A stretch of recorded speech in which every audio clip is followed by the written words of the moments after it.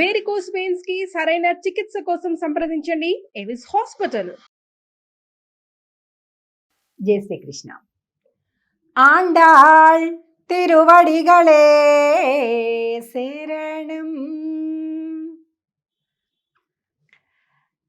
దివ్య తిరుప్పావై వ్రతంలో 8వ పాసురానికి చేరుకున్నాం. పాసురమేమో 8వది.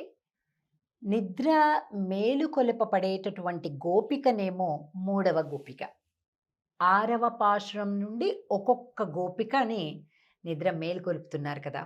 సో ఈరోజు 8వ పాశురం ఇంకొక గోపిక అన్నమాట. ఈ ఆండాళ్ గోష్ఠిలోని ఈ ఆడపిల్లలందరూ కూడా మనం వ్రతం చేయాలి.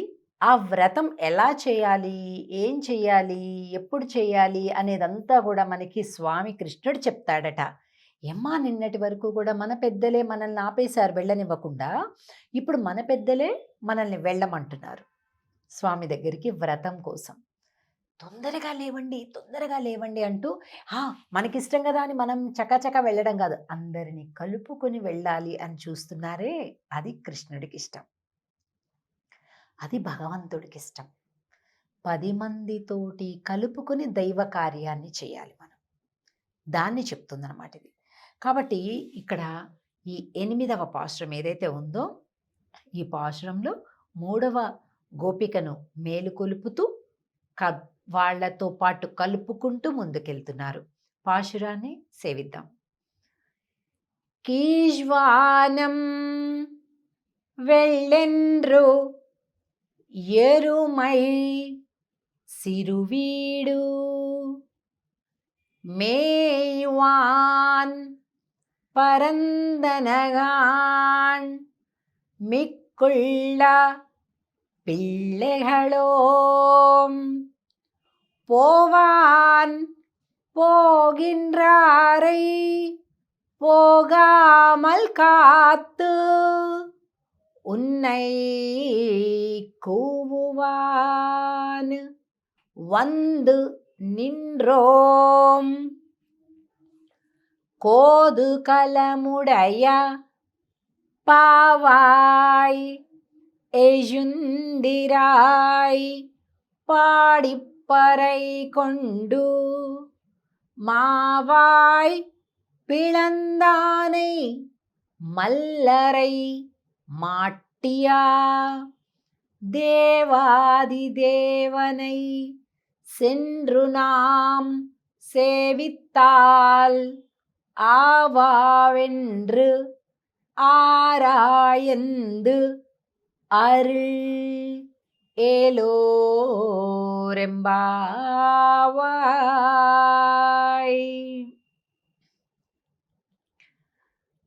కోదు కలముడయ పావాయ్ అంటున్నారు. ఓ పతివ్రత స్త్రీ అంటున్నారు.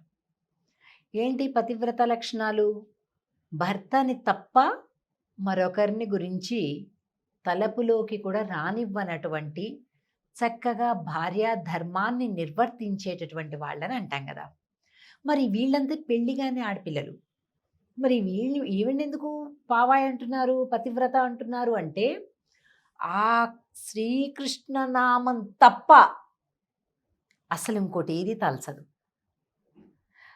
కృష్ణుడే కావాలి. హనుమంతుడికి ఎలాగైతే రాముడు ఒక్కడే కావాలో అలాగే ఈ గోపిక కృష్ణుడే కావాలన్నమాట. ఇంకే దేవీ దేవతల్ని కూడా ఆమె స్మరించదు, పూజించదు, జపించదు. అందుకని పతివ్రత స్త్రీ అంటున్నారు. ఇంకొకటి ఏమంటున్నారు? కోదు కలముడయ అంటే గొప్ప కుతూహలం, అంటే అందరికంటే ముందు నేనే ఫస్ట్ అందరినీ లేపుతాను అని చెప్పిందట ఈ గోపిక. కానీ రాలే, ఇంకా పడుకొనుంది. వీళ్ళందరూ వచ్చి చెప్తున్నారనమాట, అమ్మా కీజ్వానం వెళ్ళెండ్రు ఎరుమై సిరువీడు. పశువులన్నీ కూడా వెళ్ళిపోతున్నాయి చూడు, సిరువీడు. పొద్దున్నే కొద్దిగా మెయ్యడానికి వెళ్తాయి చూసారా, అక్కడికి వెళ్ళిపోయి. కీజ్వానం వెళ్ళెండ్రు, తూర్పు వైపు చూడమ్మా, చక్కగా తెల్లవారిపోతుంది మంచిగా.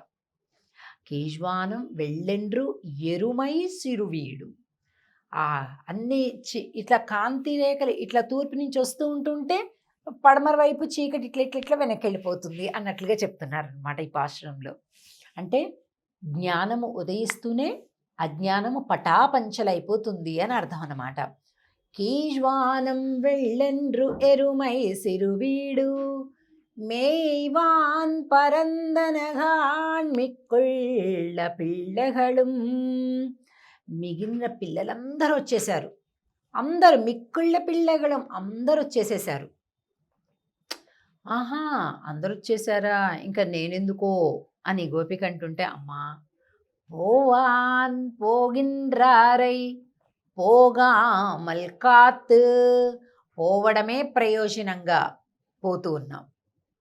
అంటే వెళ్ళాలి వెళ్దామని బయలుదేరాం, కానీ నువ్వు రాలేదు అన్న విషయం ఒక్క నిమిషం ఆలస్యంగా చూసి ఏం చేసాం, వెంటనే ఆగిపోయాం, అందరం ఆగిపోయాం.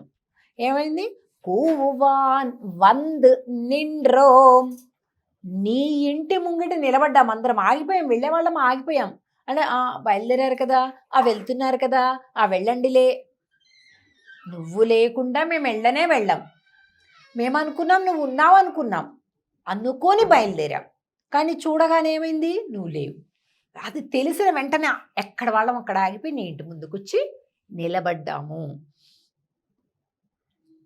ఉన్నై కూవాన్ వంద్ నిండ్రోం కోదు కలముడయ్య, కుతూహలం కలిగిందానివి కదా, పావాయ్ ఓ పతివ్రత స్త్రీ, ఎజుందిరాయ్ మేలుకొమ్మ,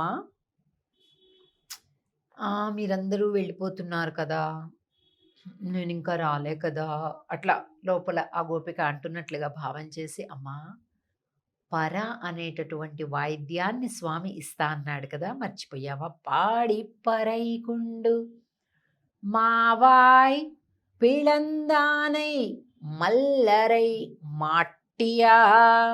అంటే ఆ కేశి అనేటటువంటి గుర్రమును ఇట్లాగా చీల్చివేసేసాడు. ఎంత పరాక్రమం ఉన్నాడు మన స్వామి యొక్క లీలను మనం పాడుకోవద్దు. మల్లరై మాట్టియా, మల్లయోధులు, ఆయన మామ కంసుడు, చాణూరుడు, ముష్టికుడు అనేటటువంటి ఇద్దరు మల్లయోధుల్ని పెట్టాడు కృష్ణుడి బలరాముడి మీదకి. వాళ్ళని మట్టి గర్పించేశారు. ఎంత పరాక్రమం మన స్వామిది, మర్చిపోయావా? మనందరం కలిపి ఆ ముచ్చట్లు చెప్పుకోవద్దు, ఆ పాటలు పాడుకోవద్దు? రా తల్లి. మల్లరై మాట్టియా, మామూలు వాడ మన స్వామి, మన కళ్ళకెదురుగా మన స్నేహితుల్లాగా కనిపిస్తున్నాడు, కానీ దేవాది దేవనై సెన్రునాం సేవిత్తాల్, ఆ దేవదేవుడమ్మా ఆయన్ని సేవించడానికి వెళ్తున్నాం. ఆవావెండ్రు ఆరాయంద్, అమ్మో అంత దేవదేవుడా, మన మొరలు వింటాడా, మనతో మాట్లాడతాడా, మనకేం కావాలో ఇస్తాడా? ఇన్ని సంశయాలుంటే అలాంటి సంశయం ఏమీ వద్దమ్మా. మనం వెళ్తూనే ఆవా వెండ్రు, అయ్యో అయ్యో అంటాడట స్వామి.